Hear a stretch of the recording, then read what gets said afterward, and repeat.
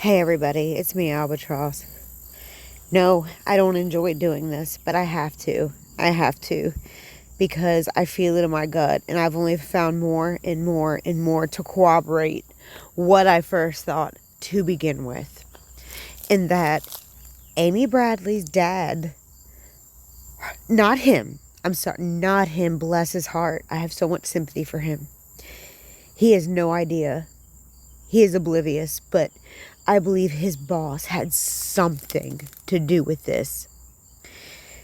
There are so many reasons why I feel this way.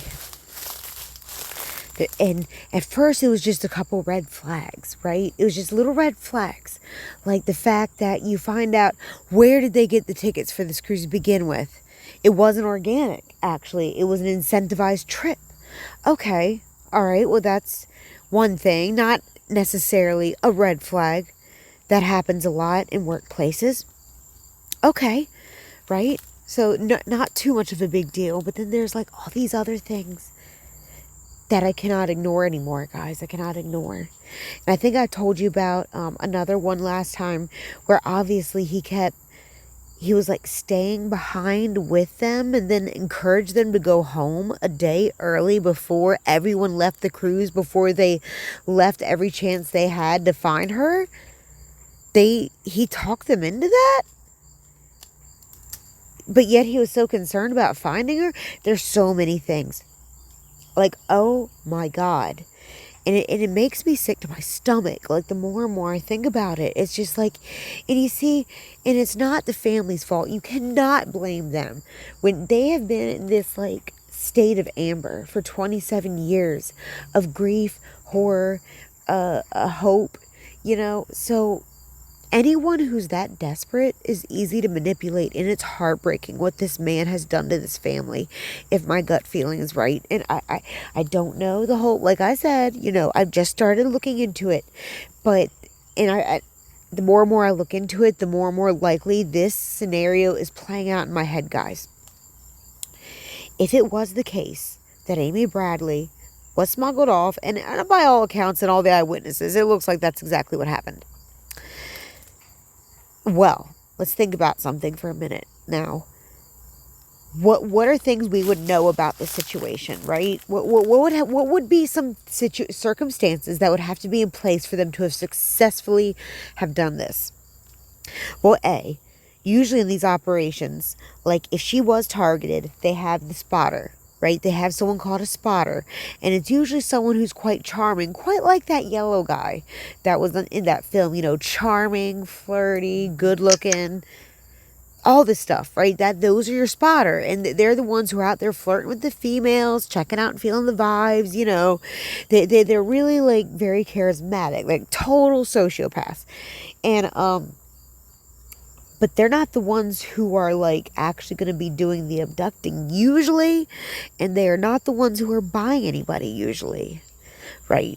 Okay, like there's so many components to this, because like there would have had to have been a larger effort taken place, right? Like there was just too much covered up. You really think that the cruise line would risk all of this just to cover one guy, bass player, that worked on the cruise? No, this was much deeper. And it's really telling, guys. It's really telling. Listen, like that one videographer said, and he said it himself, even though he doesn't see it himself yet. Timing's everything in this case, right? Timing is so pivotal when you're dissecting this apart, okay? Let's look at the timeline of this situation. We learned on the documentary, right, that by the time that they got on the boat and stuff, the FBI was there, and they were already like doing the flyers, and they were ready to start asking some questions.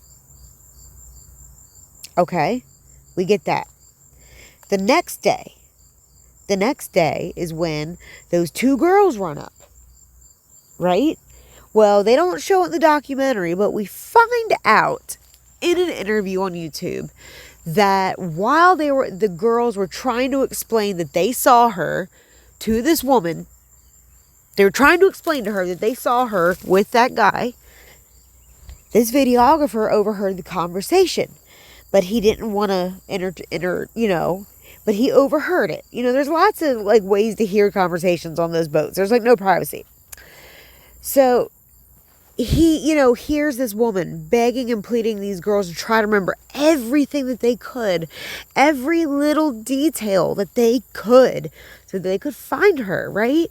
And meanwhile, Amy's dad's boss is standing next to them. He's always there throughout all the years. In every story that I've heard them say, he has always been the kind of silent person there as like the supportive arm, but yet always conveniently, accidentally drops the ball. Because check this out. In this interview with this videographer, this is something else they do not show you in the documentary. He made a copy of his footage of Amy, and he went back down to them to give it to her, saw her grieving and crying, and didn't have the nerve to approach her. Bless her heart. I can't imagine. He sees the guy who's been tagging along with him this whole time, oddly, weirdly, go to get some coffee. So he goes to him and gives him this footage, okay? The famous footage where she's dancing with him. The footage that could have given the FBI the evidence they needed to actually arrest that guy and actually do something. Isn't that weird, right? Well, guess what his boss says? He's like, first thing he says is this footage of her dancing with that guy. Can you guys believe that? That is the first thing the boss asked the videographer. Is this footage of her dancing with that guy? Hear me out, guys. And he said, yes. He said, okay, I'll give it to the authorities. Guess who he gives it to? And keep in mind, the FBI is already there. But he gives it to the boat security. And he doesn't even bother to tell those parents who he witnessed begging those girls for every little detail. Does that make any sense to anybody that he wouldn't mention that to them? Because guess what? They don't even find out about that footage till a year later. Go watch the interview. I'll link it in the description. But it gives you so much information. I'm telling you, there is something not right about this boss. He is involved. He allowed it to happen. Maybe he facilitated it. I don't know. I'm not saying I know. I'm just saying there is something not right. And from someone who does not have someone in their life who is missing, someone who is looking at the outside, looking in from a logical standpoint, I am telling you, there's something not right with all of that. I think, there's a reason. 27 years, you ever wonder why you got so close so many times, but you never quite made it? Do you think that's a coincidence? Listen, I'm going to go even further, and I'm not trying to hurt anybody's feelings. I'm really not. I'm going to go a step further. And I'm going to say that I know in 27 years, Amy, bless her heart, has more than likely had a chance to possibly call. But my opinion, my personal opinion, well, other than the scientists gathering the little bits of information that they could from her family to use against her, other than that, I think Amy knows who was behind her abduction. I think she knows. And I think she knows how close they are to her family and how they could do something to her family. And I'm willing to bet they've been using that against her this whole time. And at some point she gave it run. Why would she risk her family? And especially if she has kids or something, like, why would she risk them too?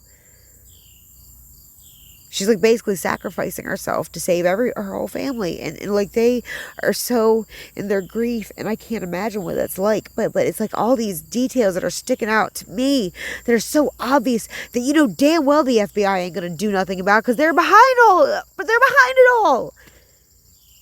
They enabled this trafficking. They enable it. So yeah, that's all I'd have to say. If I had ever had a chance to add my 2 cents, I know nobody asked for my 2 cents. But that is not something I've heard anybody else say. And it's been driving me nuts for days. Just something not right with this boss. It's been driving me nuts. It's been driving my head. And listen, I've never been consumed by anyone else's case like this. But like that little detail has been bugging me. I've gotten it out now. You know, whoever hears it can take it however they will. I actually did take a moment to email that email they had, the tips line, and give my 2 cents. No, I didn't say everything because I didn't know everything at that point. I didn't even know that he even had the tape that, like 2 days after she went missing. The boss did. I didn't even know that part.